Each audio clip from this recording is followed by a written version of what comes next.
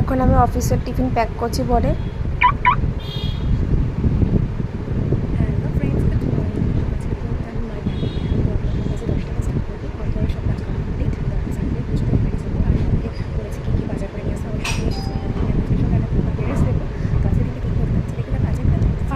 তো আমার সকালের ব্রেকফাস্ট হলো দই চিড়ে, আর এখন মাসি ঘর ছাড় দিচ্ছে, এবার স্নান করে পুজোটা দিয়ে নেব।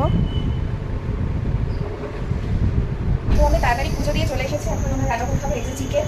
তো কী রান্না করবো আজকে সব দেখতে থাকো, চলো। তো আমার রান্না কমপ্লিট হয়ে গেছে, এখন আমি খাবার বাড়বো। এখন মা কী মেনু করেছে আজকে।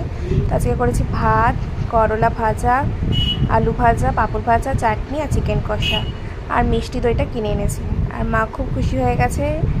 তো চলো আজকে এইটুকু, এখন ব্লগটা কমপ্লিট করছে, আবার ইভিনিংয়ে কী করছি দেখ।